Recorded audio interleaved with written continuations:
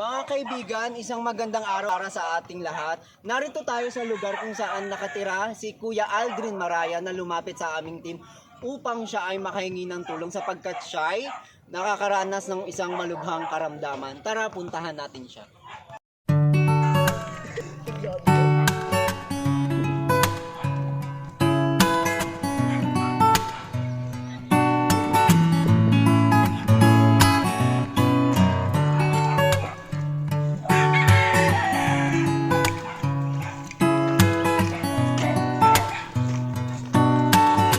Po.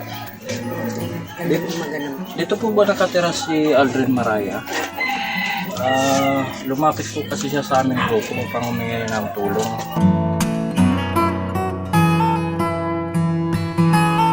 Kamusta naman po siya? Bosok muna kayo. Sige po.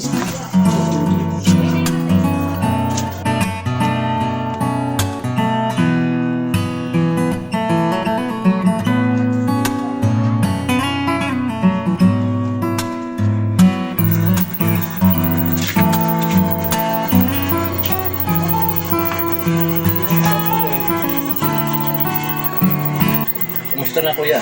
Okay lang po. Magandang araw. Magandang hapon po. Mga po sa inyo.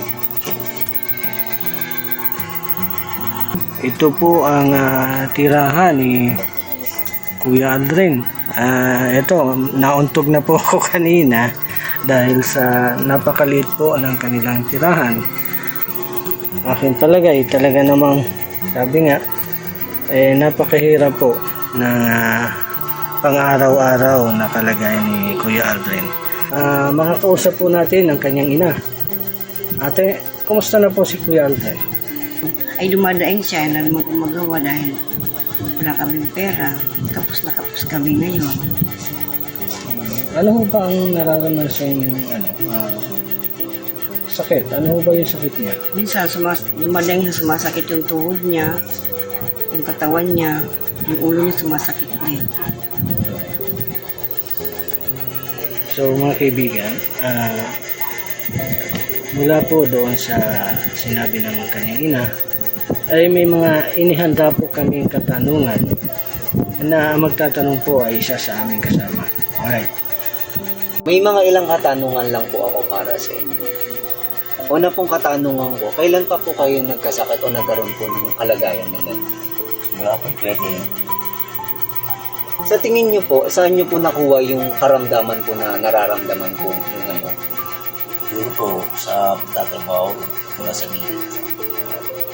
Bukod po sa team namin o sa grupo namin, sino po yung mga maaari natin pwede pong lapitan? Mga kaibigan po ko.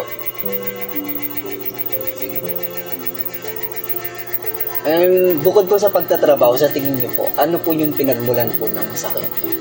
Sa pagkain po ba? Or something na mga ano, may bisyo po ba kayo? O wala naman? Dati po meron pong pain po sa kanto.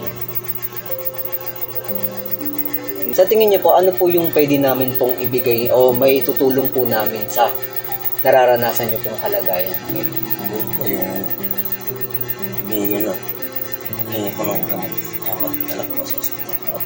Gusto ko na po sa inyo. Hayaan niyo po, sa abot po ng makakaya namin, tutulungan po namin kayo. Huwag po kayong panghinaan ng loob po yan. Okay lang po yan. As long as na lumalaban po tayo sa nararanasan po nating problema, is goods po yun. Huwag po tayong panghinaan ng loob. Okay lang po yan. Tutulong at tutulong po kami sa abot na aming makakaya. Mga kaibigan, makakausap po natin ang humingi po ng tulong sa ating pong grupo. Kuya, ano ba ang pwede niyong sabihin sa ating mga followers, sa ating pong sa mga makakapanood po ng ating video? Ano po ang pwede niyong hingin sa kanila? Hingi po ng tulong sa inyo. Sana po.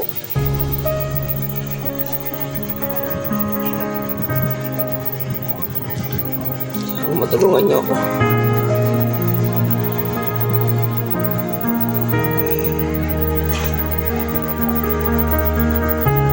Tagal na po ako nasa bahay namin. po naman bumalik. Wala po kami sa patabi. Wala madala po sa hospital. Wala po tumutulong sa amin.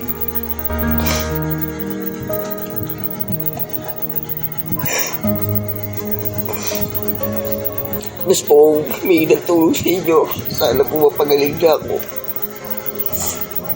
Mga baon ako. Matagal ang pagkakaika sa bahay namin. Kayo lang po. Sana matulungan niyo po.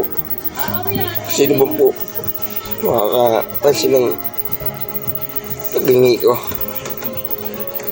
Sana po matulungan niyo po ako. Yun lang po.